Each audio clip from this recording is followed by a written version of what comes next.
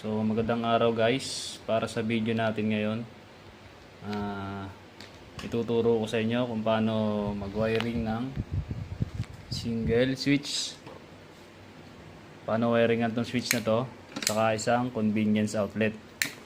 So ito lang guys, ito yung diagram nya, schematic diagram nya. Ito yung para sa switch, ito yung switch, ito yung linya para sa ilaw, ito yung para sa outlet. Ito yung schematic diagram. So tara guys.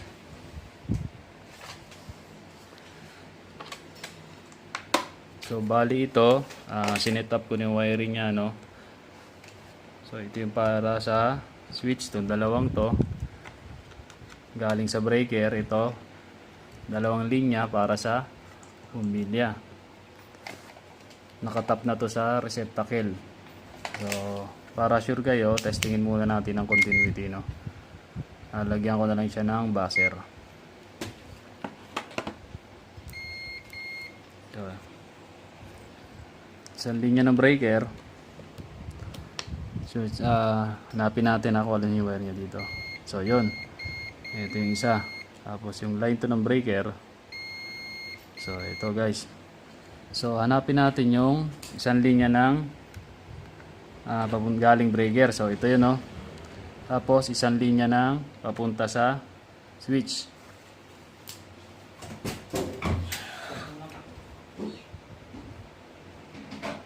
Gagawin natin dyan, i-splice natin sila. Isang linya galing sa breaker, isang linya papunta sa ilaw. Splice natin siya.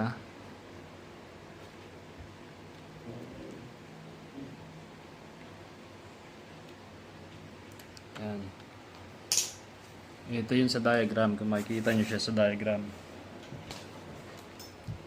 Yan, isang linya ng breaker, rekta siya papunta sa, isang linya papunta sa bumbilya. Itong linya na to, ito yung kakat off na ng switch. Dito tayo maglalagay ng switch. Ito yung linya na to, yan. Kita nyo, ito symbol na to, switch to guys. Nakikita nyo.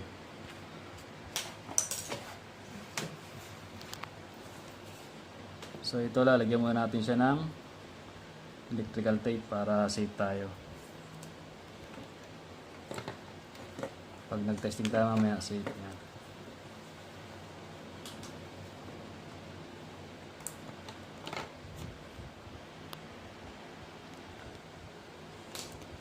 Tapos ito yung isang linya papunta sa ilaw din to. Ito isa galing sa breaker. So testingin muna ulit natin para sigurado tayo.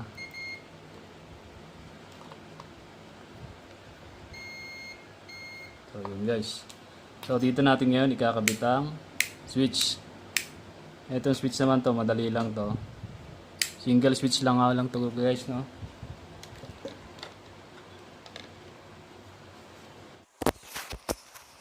So guys, ito ay single switch, no. So itong kabilang side na to papunta sa supply or sa breaker. Tapos itong kabilang side, ito yung papunta sa bumbilya. So may mga symbol naman sila dyan. Sundan nyo na lang pag nag-wiring kayo.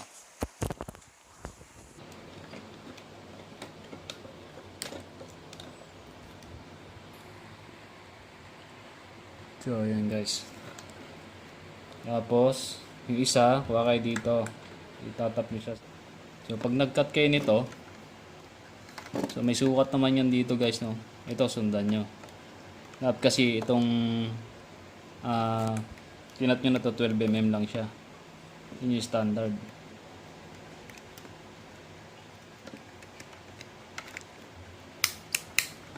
So yun guys, natapos na natin sa switch. So testingin muna natin sa switch, ha. So ito guys, testingin na natin yung kinabit natin switch, no. Testingin na natin 220 nya. So yun guys, meron siyang 220 na. Ngayon, papailawin na natin siya. On. Okay. So, ibig sabihin, okay yung kinabit nating switch. Off. Okay.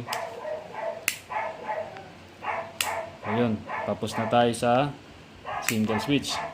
Ano siya? Try natin off sa breaker guys, ha. So, okay din. So, ganun lang guys. Kung magdadagdag kayo ng panibagong ilaw, Ganun pa rin yung gawin nyo. I-parallel nyo lang siya sa connection na to. Gayahin nyo lang yung diagram niya. So, ito namang outlet. Dito naman tayo sa outlet ngayon. Ito natin. Nilinyahan din natin siya. So, ito lang yung outlet guys. Ito lang yung diagram niya. Madali lang naman sa outlet. Line 1, line 2. Diretso siya. Ito yung pinakang outlet niya. Ito siya. Ito yung symbol niya, no, sa schematic symbol. Convenience outlet, no. Ito, subukan natin wiringin, guys. So, ito, sinetap ko na rin yung wire niya. So, ito yung galing na sa breaker. Itong dalawang wire na to. Bali, maiksi lang yung wire ko. So, in-splicing ko na lang siya. So, testingin na lang natin yung continuity niya kung talagang itong dalawang to. Itong dalawang to yung galing sa breaker. No? Ano lang to, buzzer mode lang ulit guys. So, isang linya, hanapin natin dito. So ito yung isang linya. Ito nyo guys, tumutunog. Ito yung isang linya galing sa breaker. Yung line 2, ito guys. Try natin, itester itong dalawa kung may shorted. So okay guys, no. So okay yung wiring. So ilalagay naman natin siya dito guys. So itong outlet na to, meron niyang symbol din. Meron niya nakalagay na L. Tapos sa kabila N. Yung kabila grounding. Ngayon kung may grounding wire kayo, yung grounding dito niyo siya ilalagay. Sa symbol na yan parang antena. Ano. Tapos yung L, yan yung line 1, yung N, yung line 2. Tara guys, ikabit natin. Una kong lalagyan tong L.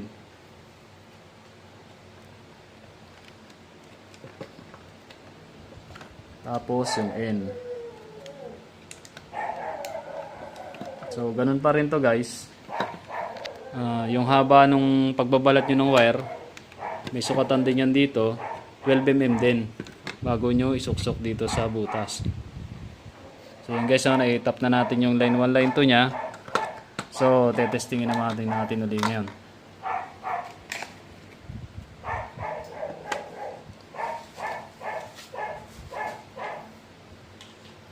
So ganun pa rin, no? Mas maganda guys, testing muna kayo.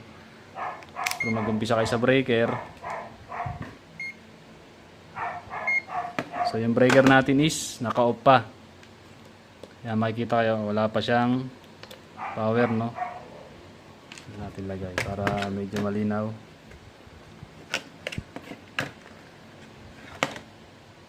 Para sa mga beginner, mas maganda dito mag-test muna kayo, no, mula sa breaker pag magte-testing kayo kung gusto niyo mag-energize. So pag in-on nyo siya,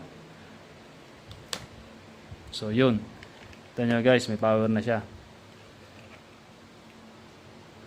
Nasa 200 plus, 210, 220, yan. Ngayon, tetestingin natin yung outlet natin kung may 220 rin siya dito.